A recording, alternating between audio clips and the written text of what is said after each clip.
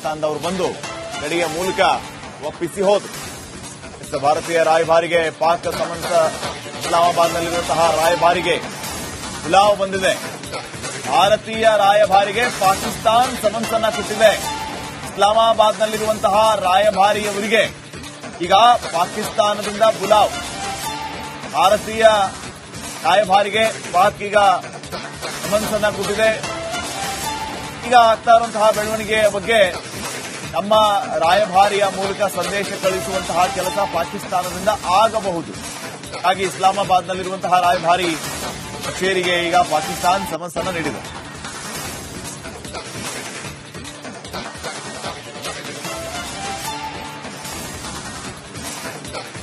ರಾಯಭಾರಿಗೆ ಇವರು ಸಮನ್ಸ್ ಅನ್ನ ಕೂಡ ಕೊಟ್ಟಿದ್ದಾರೆ. ಪಾಕಿಸ್ತಾನದ ವಿದೇಶಾಂಗ ಸಚಿವಾಲಯದಿಂದ ಈ ಸಮನ್ಸ್ ಸಿಕ್ಕಿದೆ ಅನ್ನೋ ಮಾಹಿತಿ ಕೂಡ ಸಿಗ್ತಾ ಇದೆ. ಒಂದು ಕಡೆ ನರಮೇಧವನ್ನು ಮಾಡುವಂತ ಕೆಲಸವನ್ನ ಮಾಡ್ತಾ ಇದೆ, ಉಗ್ರರನ್ನ ಬೆಳೆಸುವಂತ ಕೆಲಸ ಪಾಕಿಸ್ತಾನ ಮಾಡುತ್ತೆ ಅಂತೇಳಿ ಕೇವಲ ಭಾರತ ಅಲ್ಲ ಇಡೀ ಪ್ರಪಂಚಕ್ಕೆ ಗೊತ್ತಿರುವಂತಹ ವಿಚಾರ. ಇಂತಹ ಸಂದರ್ಭದಲ್ಲಿ ನಮ್ಮ ಯೋಧನನ್ನ ಅವರ ವಶದಲ್ಲಿಟ್ಟುಕೊಂಡು ಸಮನ್ಸ್ ಅನ್ನ ಕೊಟ್ಟು ಈಗ ಮಾತುಕತೆಗೂ ಕೂಡ ಮುಂದಾಗಿರೋದು ಎಲ್ಲೋ ಒಂದ್ ಕಡೆ ಇದು ಬೇರೆಯ ತಿರುವನ್ನ ಪಡೆದುಕೊಳ್ಳುತ್ತೆ ಅನ್ನೋದ್ರಲ್ಲಿ ಯಾವುದೇ ಅನುಮಾನವಿಲ್ಲ. ನೋಡಿ, ಈಗ ಆಲ್ರೆಡಿ 28 ಸಾವಿಗೆ ಸಂಬಂಧಪಟ್ಟಂತೆ ಮೋದಿ ಸರ್ಕಾರ ಖಡಕ್ ಎಚ್ಚರಿಕೆಯನ್ನ ಕೊಟ್ಟಿದೆ.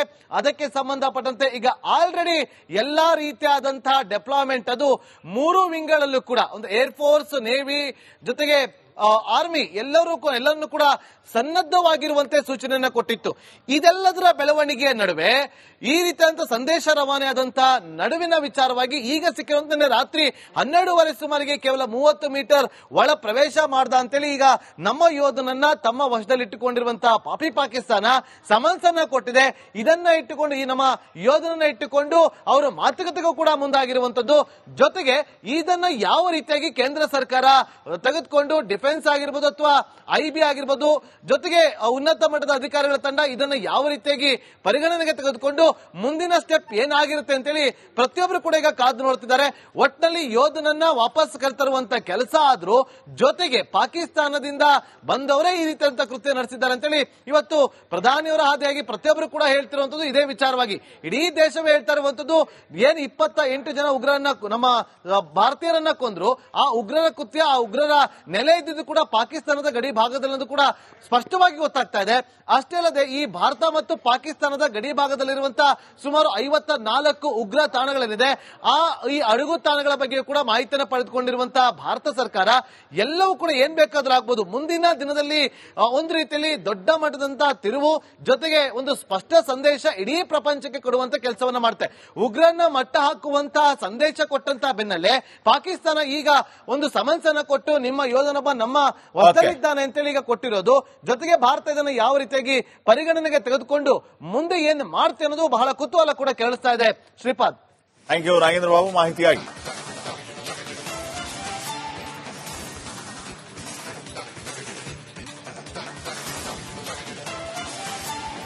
ಪಾಕಿಸ್ತಾನದವರು ಬಂದು ಗಡಿಯ ಮೂಲಕ ಒಪ್ಪಿಸಿ ಹೋದರು. ಭಾರತೀಯ ರಾಯಭಾರಿಗೆ ಪಾಕ್ ಸಮನ್ಸ್ ಇಸ್ಲಾಮಾಬಾದ್ನಲ್ಲಿರುವಂತಹ ರಾಯಭಾರಿಗೆ ಬುಲಾವ್ ಬಂದಿದೆ. ಭಾರತೀಯ ರಾಯಭಾರಿಗೆ ಪಾಕಿಸ್ತಾನ್ ಸಮನ್ಸ್ ಅನ್ನ ಕೊಟ್ಟಿದೆ. ಇಸ್ಲಾಮಾಬಾದ್ನಲ್ಲಿರುವಂತಹ ರಾಯಭಾರಿಯವರಿಗೆ ಈಗ ಪಾಕಿಸ್ತಾನದಿಂದ ಬುಲಾವ್. ಭಾರತೀಯ ರಾಯಭಾರಿಗೆ ಪಾಕ್ ಈಗ ಸಮನ್ಸ್ ಅನ್ನ ಕೊಟ್ಟಿದೆ. ಈಗ ಆಗ್ತಾ ಇರುವಂತಹ ಬೆಳವಣಿಗೆಯ ಬಗ್ಗೆ ನಮ್ಮ ರಾಯಭಾರಿಯ ಮೂಲಕ ಸಂದೇಶ ಕಳಿಸುವಂತಹ ಕೆಲಸ ಪಾಕಿಸ್ತಾನದಿಂದ ಆಗಬಹುದು. ಹಾಗೆ ಇಸ್ಲಾಮಾಬಾದ್ನಲ್ಲಿರುವಂತಹ ರಾಯಭಾರಿ ಕಚೇರಿಗೆ ಈಗ ಪಾಕಿಸ್ತಾನ ಸಮನ್ಸ್ ಅನ್ನು ನೀಡಿದೆ.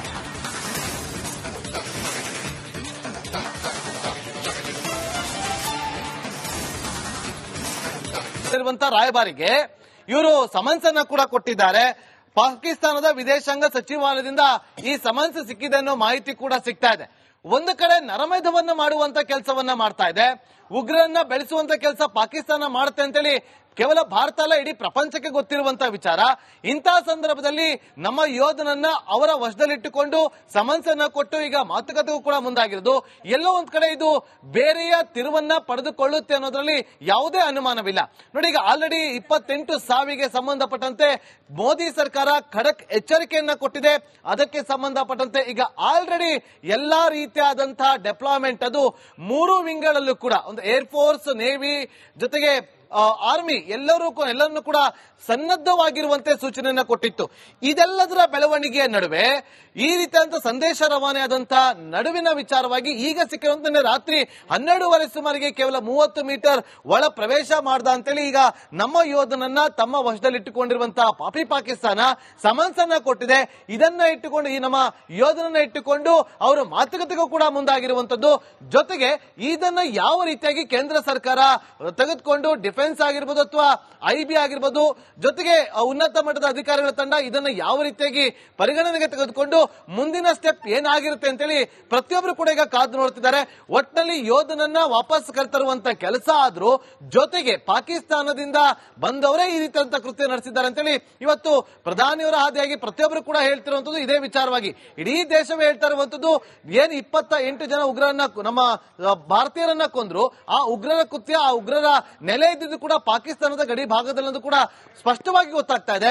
ಅಷ್ಟೇ ಅಲ್ಲದೆ ಈ ಭಾರತ ಮತ್ತು ಪಾಕಿಸ್ತಾನದ ಗಡಿ ಭಾಗದಲ್ಲಿರುವಂತಹ ಸುಮಾರು 54 ಉಗ್ರ ತಾಣಗಳೇನಿದೆ ಈ ಅಡಗು ತಾಣಗಳ ಬಗ್ಗೆ ಕೂಡ ಮಾಹಿತಿಯನ್ನು ಪಡೆದುಕೊಂಡಿರುವಂತಹ ಭಾರತ ಸರ್ಕಾರ ಎಲ್ಲವೂ ಕೂಡ ಏನ್ ಬೇಕಾದ್ರೂ ಆಗ್ಬೋದು. ಮುಂದಿನ ದಿನದಲ್ಲಿ ಒಂದು ರೀತಿಯಲ್ಲಿ ದೊಡ್ಡ ಮಟ್ಟದಂತಹ ತಿರುವು ಜೊತೆಗೆ ಒಂದು ಸ್ಪಷ್ಟ ಸಂದೇಶ ಇಡೀ ಪ್ರಪಂಚಕ್ಕೆ ಕೊಡುವಂತ ಕೆಲಸವನ್ನ ಮಾಡುತ್ತೆ.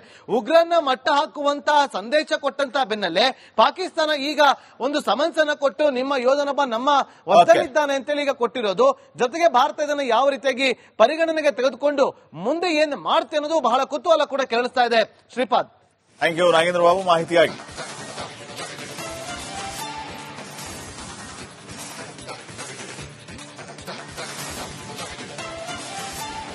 ಪಾಕಿಸ್ತಾನದವರು ಬಂದು ಗಡಿಯ ಮೂಲಕ ಒಪ್ಪಿಸಿ ಹೋದರು.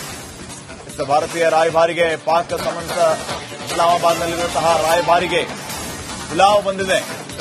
ಭಾರತೀಯ ರಾಯಭಾರಿಗೆ ಪಾಕಿಸ್ತಾನ್ ಸಮನ್ಸ್ ಅನ್ನ ಕೊಟ್ಟಿದೆ. ಇಸ್ಲಾಮಾಬಾದ್ನಲ್ಲಿರುವಂತಹ ರಾಯಭಾರಿಯವರಿಗೆ ಈಗ ಪಾಕಿಸ್ತಾನದಿಂದ ಬುಲಾವ್. ಭಾರತೀಯ ರಾಯಭಾರಿಗೆ ಪಾಕ್ ಈಗ ಸಮನ್ಸ್ ಅನ್ನ ಕೊಟ್ಟಿದೆ. ಈಗ ಆಗ್ತಾ ಇರುವಂತಹ ಬೆಳವಣಿಗೆಯ ಬಗ್ಗೆ ನಮ್ಮ ರಾಯಭಾರಿಯ ಮೂಲಕ ಸಂದೇಶ ಕಳಿಸುವಂತಹ ಕೆಲಸ ಪಾಕಿಸ್ತಾನದಿಂದ ಆಗಬಹುದು. ಹಾಗೆ ಇಸ್ಲಾಮಾಬಾದ್ನಲ್ಲಿರುವಂತಹ ರಾಯಭಾರಿ ಕಚೇರಿಗೆ ಈಗ ಪಾಕಿಸ್ತಾನ ಸಮನ್ಸ್ ಅನ್ನು ನೀಡಿದೆ.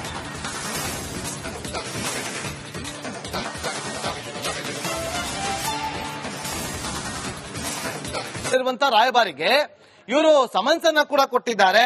ಪಾಕಿಸ್ತಾನದ ವಿದೇಶಾಂಗ ಸಚಿವಾಲಯದಿಂದ ಈ ಸಮನ್ಸ್ ಸಿಕ್ಕಿದೆ ಅನ್ನೋ ಮಾಹಿತಿ ಕೂಡ ಸಿಗ್ತಾ ಇದೆ.